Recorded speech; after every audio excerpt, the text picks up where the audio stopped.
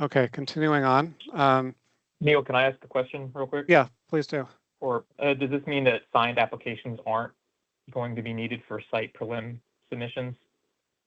Or do you still require a signed PDF? We do require it, but we'll ask for it later during the intake review process. But to get the application started, you would start with the portal application as opposed to the PDF. Okay. Thank you. Sure. Okay, so one of the things that trips people up on the application form is the development table.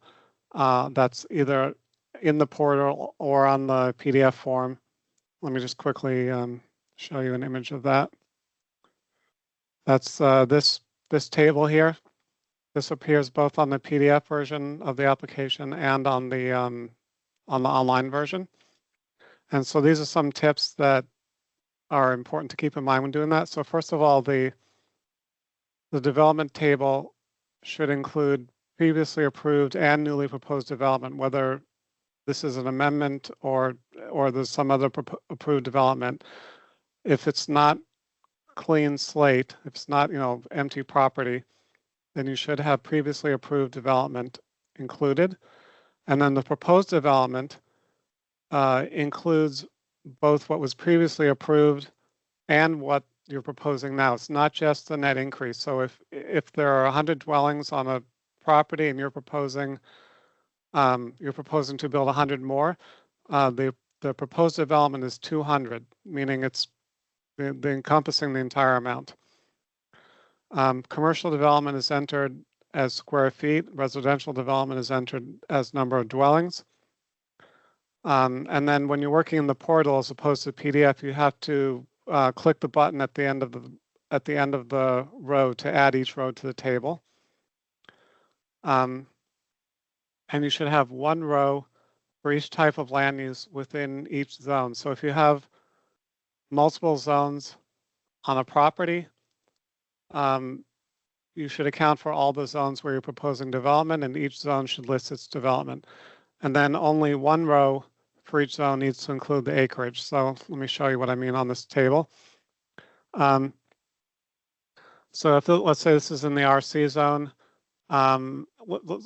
in this case, let's say there's only one zone on the entire property, and you're proposing, let's say, residential high-rise, retail, and office. So you would put the entirety of the acreage of the site in the first row. Everything else can be zero. You don't need to break down the acreage by, how many acres it's each land use type. That's not necessary. Any questions on this?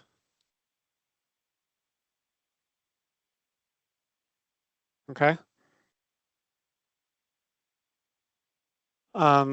As for the rest of the application form, some tips on that. For the tax IDs of the subject property, you want to use the 8-digit tax account number. If it's less than 8 digits, then add leading zeros. And it's just that, and do not include the district number as part of the tax ID. As for the applicant, the primary applicant on the form is the person who will be completing the tasks in ePlans. So the primary applicant must have an email address, or you can't set up an ePlans account. And there needs to be a separate first and last name filled in. So if you have a company name or something like that, or if you put the person's entire last name, John Smith as the first name and nothing as the last name, that'll hang it up. This is particularly in the portal. If you're doing those sorts of things on the PDF form, we'll sort it out over here. But if you're applying directly through the portal, just make sure you have a first name and a last name and an email address for the primary applicant. And you need to have at least the primary applicant or primary contact, one person listed as either the owner or the owner's representative, and one person listed as a plan preparer or engineer. Now, of course, you can have more than that. You can specify architect, land use attorney, landscape architect, all kinds of other people, but you need to have at least those three. Can the engineer be the primary applicant? Sure. Yeah, I mean, all three of them could be the same person. But as long as as long as it's clear that we know who those three are. Also on the application form, if you have an amendment, you should select the type of amendment that's indicated on the amendment checklist, the one that you get from the regulatory supervisor. So that can be a major amendment, a minor amendment, or limited. And just to be clear, I think some of our forms or maybe the online portal still says consent amendment as an option, but that's no longer a valid type. The consent amendment meant that amendment was going to the planning board as a consent item, not a hearing. But the planning board, maybe about a year ago, I guess, did away with the consent agenda, and they no longer conduct any application business on the consent agenda, so that's not a valid selection at this point. Okay, after you have submitted the application and it's been processed by us, then you'll get a email from ePlans to do the initial file upload. That goes to the person who is listed as the primary contact. And when you log into ePlans, you'll come to the main page for that application. And when you're doing your initial upload, everything goes into this folder at the bottom, the uploads folder. This is where you put everything, and you can use this button here that says upload files to carry out the upload, or you can do it through the link on the actual task window when you open your applicant upload task. Either way works fine. After you've completed the upload and you close the task, and that's, by the way, an important step, you need to mark your upload task as complete before we know we need to do anything. Once that's done, then staff here will do the first step, which is pre-screen review, which is a short initial review by intake staff. We're checking to see that all the items have submitted, the file names are correct, that we've calculated the fee correctly, and that whoever's listed as the applicant is either the property owner or there's some authorization from the property owner that allows that applicant to go ahead and submit the application. If there are any corrections during the pre-screen process and you need to resubmit, then again, you're resubmitting to the uploads folder. And then when the pre-screen is completed by us, then you'll get an email which tells you that pre-screen is complete, and it'll include the amount of the fee that needs to be paid. And then you can pay it from that point on at any time that you're ready to, up until the application is accepted as complete. You're not required to pay it right at that moment, but you can at that point if you want to.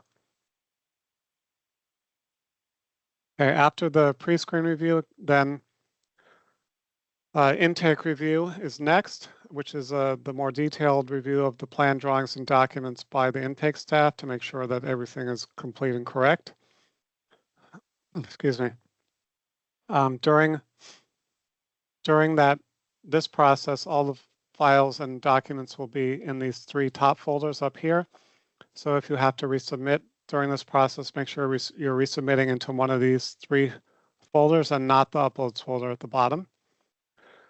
And then if the application in question requires sign posting, then during this process, you'll get the authorization to post signs, and then we'll wait for the affidavit of posting with the photographs before intake can be completed.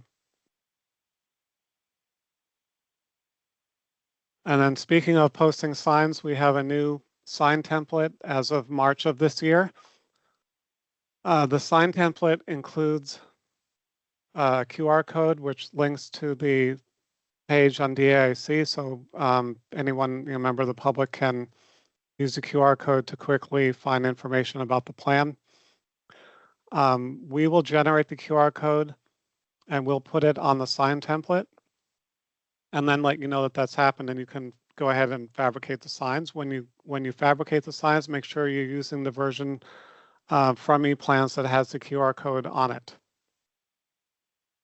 And then, as I mentioned, then the signs are posted at the location, and then you would submit the affidavit and photographs to show that the signs have been posted.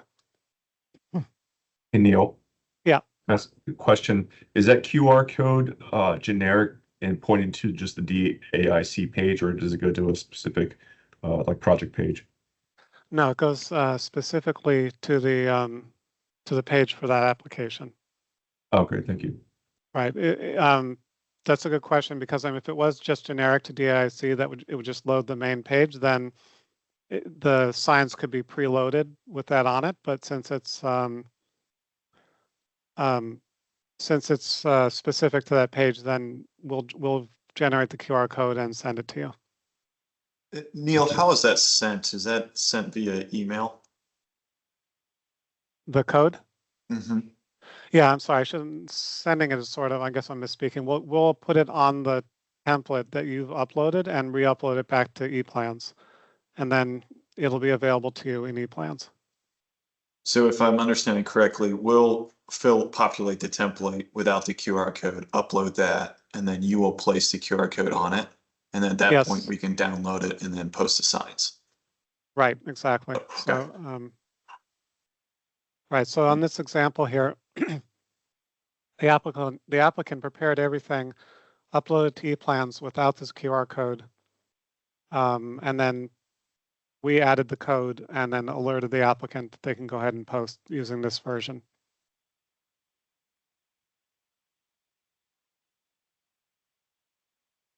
Okay, then if the fee hasn't been paid, then that's the last step before plan acceptance. We have to wait for the fee to be paid. Unfortunately, we're still not set up to accept any kind of electronic payments or credit cards, which I know may be a hindrance for some people, but it's some technology problem that I don't understand and that people are apparently working on. So for now, we can accept checks, which can be sent by mail or courier or dropped off at the planning department. And they should be made out to Montgomery County Planning Department or to MNC PPC. So once the application comments, everything has been addressed, and the fee has been paid, then the application will be accepted as complete. And then the applicant will receive from us either the more formal acceptance letter for things going to DRC or the planning board, or just an email for smaller things like, NRI or FCP or something. And we'll let you know about the DRC date if there is one. The length of the review time, whether that's 90 days for example, a sketch plan, or 120 days for a site plan. And we'll let you know to send out the notification letters to your surrounding property owners and HOAs and civic associations.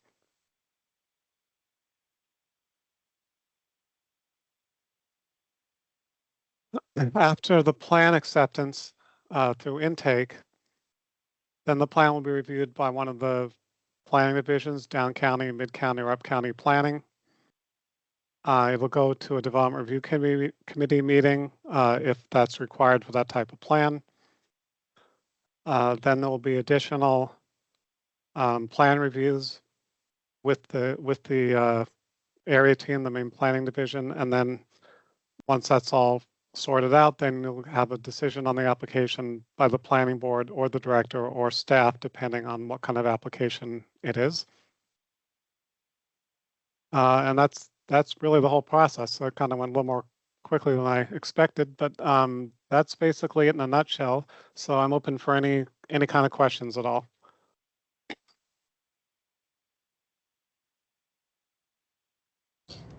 Neil, could you talk a little bit about downloading the Excel spreadsheet with comments once the reviewers have reviewed it, and then loading it back in to ePlans? Yes. Okay. So if it's the round of review that's right before DRC, the list of all the comments will be sent to you in an email for the DRC comment summary. So for that one, you don't have to download it because it's emailed to you. But at any other time, if you want to download any comments from ePlans. That's pretty straightforward to do. 1 second here, and I will find something as an example.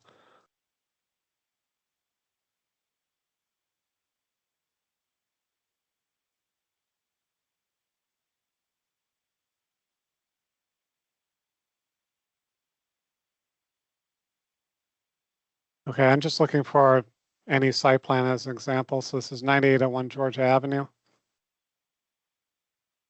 When you're in ePlans, if you go to this tab here that says reports, and then you go to this one that says plan review, review comments right here, and open that, it'll give you a grid of all the comments that have been made.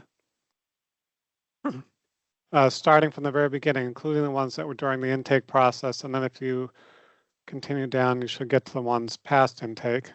Well, there were a lot of intake comments on this one. Here, so here we have transportation comments, bunch of transportation. Here's something from DHCA, etc. Okay, so when you open this report, if you click on this little save icon, then you can select it as a Word document or Excel or PDF or whatever works best for you. So that's a pretty simple way to download it. And then you can, once you've downloaded that report, if you want to make comments directly in that back to the reviewer, you can do that and then email it back or upload it to ePlans with your next submission.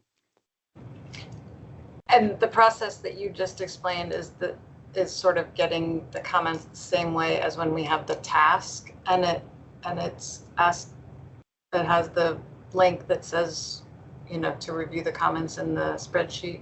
Oh yeah, when you have a task pending to resubmit, then you wouldn't have to go through that looking up that report. You would, when you open your I don't know if I have one as an example. Let me see if I can find one as an example really quick.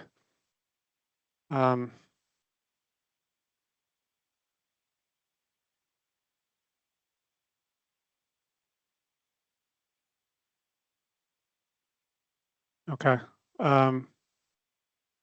See if I can open the, yeah, okay, so when you open your task, there's on the window that opens with the task instructions and so forth, there's a button that says review comments, and it takes you to this basically, where you have everybody's comments in a grid like this, and it's marked as either resolved or unresolved or a few other choices. And when you're responding to this, it gives you a place. I'm not logged in as an applicant, so I don't have the option right now. But if you were logged in as an applicant where you were responding to somebody's comments, here's the comment here. And below it in this blank space, you could type in a response to it. You could say, you know, that you've addressed it, or you could say, you know, it's not applicable for one reason or another, or any response that you had to it, you could put it here. And if there are multiple rounds of review, there sometimes might be kind of a back and forth in comment and response between these places. And then when the comment is addressed, then the lead reviewer would mark it as resolved. So is that the thing you were referring to? Yes. So is it basically whoever makes the comment, or you're saying just the lead reviewer can mark it as resolved? Because I've had a few where I've done this and it seems like we've addressed things, but then they just continually show up as unresolved. No, it's whatever person made the comment can mark it as resolved. I think the lead reviewer can also mark everyone else's, but also, you know, if it's a comment from somebody who isn't the lead reviewer, let's say the environmental planner, for example, that person can mark their own comments as resolved. But I think, although I'm not 100% certain, that the lead reviewer can also mark them as resolved or unresolved, even if it's not their own. And as far as sometimes them not being marked resolved, I think in some cases, unfortunately, that might be kind of just a bad practice on the part of the reviewers where they know the thing is resolved, but they just didn't mark it off that way. So that might not be communicated to you. And if that happens, then I think it's best just to, ask them by email or some other way, just whether the comment is still open or not. Yeah, and the reason I ask about that being resolved is because it doesn't seem like ePlans let you finish anymore if you have open responses that you haven't replied to. From the applicant end, you're saying? Yes. Yes, I think that's correct. You have to mark it with some type of response before it'll let you finish. But if it's, if it's one where that the issue has been dealt with and they never marked it as unresolved, I think your response can just be, this was resolved on the last resubmittal or something like that. Yep. Hey, Neil, this is Sean Hughes from Miller and Canby. First of all, thanks for hosting this. Sure. I had a question about time periods. What is your internal or the shared time period for the initial quick review and then the more thorough review? During intake. We're supposed to have a hard limit of 10 days, and I know that in a recent period, especially like between January and definitely up through April, we were not hitting that on a lot of applications because we were drastically understaffed for a while. But I think we're in a better place with that. Recently, we've been on top of that much better, and so we should have responses within 10 days. But for the pre-screen review in particular, since it's a simpler review, that should be less than that, a few days to get back to you at the latest, I would say. Gotcha. Thank you. Oh, one other question. I don't know if you guys discussed this internally. I haven't seen the QR codes at other governments. Maybe they do it, but do you expect it will happen, or could be risk of getting the code, fabricating the sign, and then for some reason the code needed to be changed or updated? No, I don't think it should be. I mean, the code is tied to the application number. So the application number stays consistent throughout the intake process. And all it does is link to DIC where certainly the documents that are displayed on it will change, but that doesn't affect the code. Okay, it wouldn't be like a bad link or something like that. It's not likely to happen. Not that I can imagine of how that would happen now. Got it. Thank you. Okay. Any other questions? Neil, on that same note about the QR code, if that is going to be specific to the project and could almost be generated at any time, is there some thought to maybe sending that sooner so that an applicant could attach that to their sign and then upload that? Therefore kind of circumventing that second step of receiving the QR code and then having to upload it again. Yeah, possibly.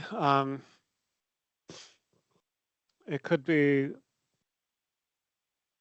maybe we could send it, well, no, actually, I'm not sure that it could, because I know they were kind of insistent that we apply the code to the sign and not send it by email. I'm not sure what exactly the thought was, but that was like an imperative from our IT department for some reason. Although I'm thinking about it, I don't think it really, in reality, I don't think it makes much difference to the timing because that comment will be made in the first round of intake comments. So unless you have an application that has absolutely no other comments, then it's not really adding an extra round of review or anything like that. Okay, thank you.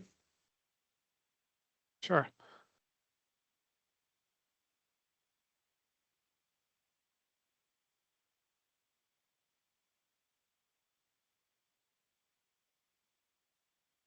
Any other questions?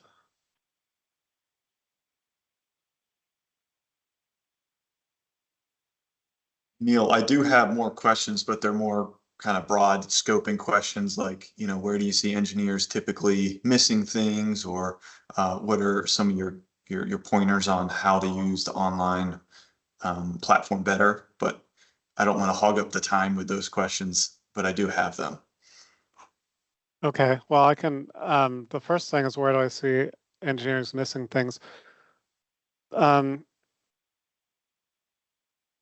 isn't necessarily an overall pattern, but I guess just some of the things that come to mind right away are like making sure that you have some kind of valid owner authorization when the applicant isn't the owner is something that that's something that we ask for a lot.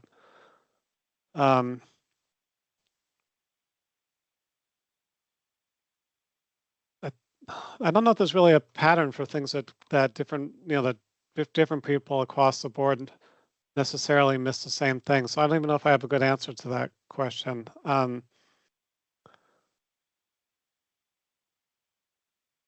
terms of your online portal, I'm not used to using the reports section of that. Could you describe for me kind of the benefits and maybe something that I might be missing there? Yes, that's sure thing. 1 second here.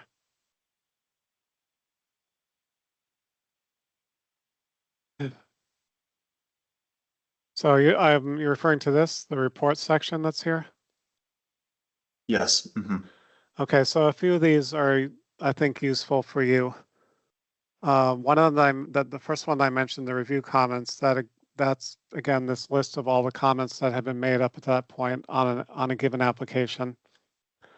That's useful because first of all, anybody can open this, as opposed to the other thing that I showed you where the person Mhm. responds. That's only the primary applicant can do that.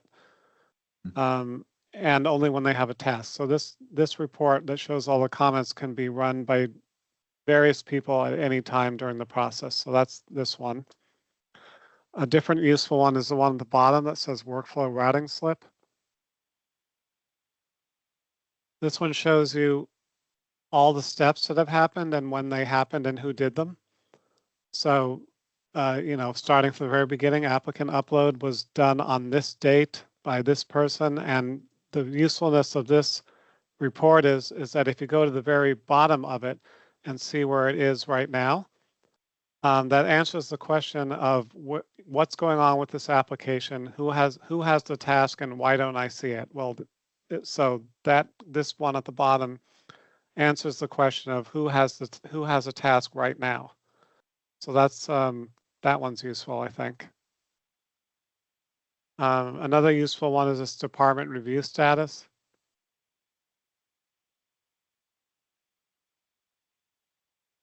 This one just doesn't give you the specific comments, but it tells you each review section and what their most recent recommendation was, basically. So on this one, for example, Washington Gas recommended approval, which I guess probably doesn't mean much in the big scheme of things. And everyone else, pretty much, except for a few who didn't respond, everyone else is asking for revisions. Oh, there's one more recommendation for approval right there, DHCA. But so this tells you what the current status is with regard to people's recommendations on the application. And that was right here, department review status. The rest of these, I'm not sure if you actually have access to all these, but the rest of these look like they probably wouldn't be especially useful to you. So those are the ones, I guess you can see all the emails that have been sent out. If you want to know whether somebody was notified about a particular thing, this shows a list of all the emails that have been sent for the application. Those are the ones I think that are the most useful. And like I said, I'm not certain that you actually even have access to all of them, but those ones you should have, and those ones would be helpful to you. Great, thank you, Neil. Sure. And Trevor, on your other questions, if you want to get with me later to talk about them, I'm happy to do that. Okay, wonderful, thanks. Sure. Although just a scheduling thing is that I'll be out of the office on leave starting on Wednesday. So if you want to get back to me, like starting in the beginning of July, we can do that. Will do. And enjoy your time off, Neil. Thank you. Okay, any other questions?